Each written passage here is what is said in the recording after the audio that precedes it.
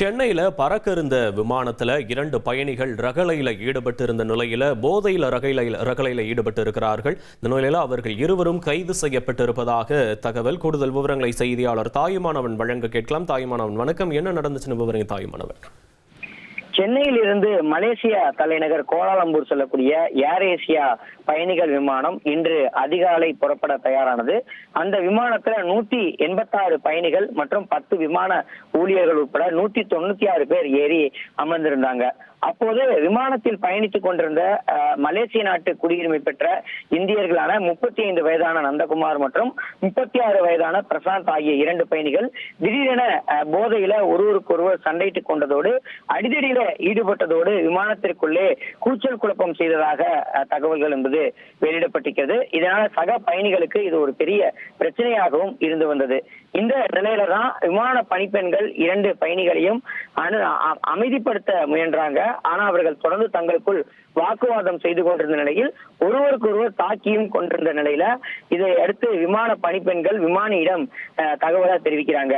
உடனடியாக விமானி சென்னை விமான நிலைய கட்டுப்பாட்டு அறைக்கு தொடர்பு கொண்டு விமானத்துக்குள்ளாக நடக்கக்கூடிய அந்த சம்பவத்தை கூறியதோடு விமானத்துக்குள் பாதுகாப்பு அதிகாரிகளை உடனடியாக அனுப்பும்படியும் கேட்டுக்கொண்டாரு.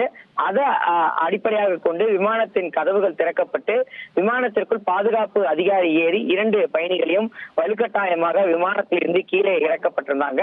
அதோடு விமானத்தில் இருந்து கீழே இறக்கப்பட்ட 2 பயணிகளுடைய பயணமும் ரத்து செய்யப்பட்டது. விமானத்தில் ஏற்பட்டு இருந்த இந்த பயணிகளுடைய உடைமைகள் அனைத்துமே கீழே இறக்கப்பட்டன. இதன் பிறகாக ஏர் ஏசியா பயணிகள் விமானம் சுமார் 1.5 மணி நேரம் காலதாமதமாக இன்று அதிகாலை 1:10 மணிக்கு சென்னையில் இருந்து 184 பயணிகளோடு கோலாலம்பூர் புறப்பட்டு சென்றதாக அறிய முடிகிறது.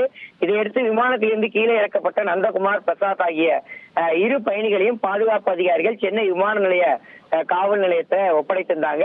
காவல்துறையினர் 2 பேரையும் கைது செய்து விசாரணை நடத்துகையில் இந்தியர்களான இவர்கள் 2 பேருமே சில ஆண்டுகளுக்கு முன்பு மலேசியா சென்று அங்கே நிரந்தரமாக தங்கிவிட்டு மலேசிய குடியுரிமை பெற்றுவிட்டதாகவும் தற்போது தமிழகத்தில் நடைபெறக்கூடிய அவர்களுடைய உறவினர்கள் இல்ல திருமணத்தில் கலந்து கொள்வதற்காக வந்துவிட்டு மீண்டும் மலேசியா திரும்பும் போது இது போன்ற சம்பவம் நடந்திருப்பதாக தெரிய வந்திருக்கிறது.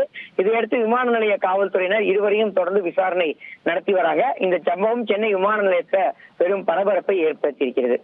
1,28,00,000 மனங்களை வென்ற தந்தி டிவி யூடியூப் சேனல். தவிர்க்க முடியாத தம்ப்நெயில், கலக்கலான கான்டென்ட்ஸ். நீங்களும் இந்த குடும்பத்தில் இணைய இப்பவே சப்ஸ்கிரைப் பண்ணுங்க. அசுரபலம் கொண்ட எங்கள் டிஜிட்டல் கரங்களில் உங்கள் விளம்பரங்களை சேர்க்க வாட்ஸ்அப் பண்ணுங்க.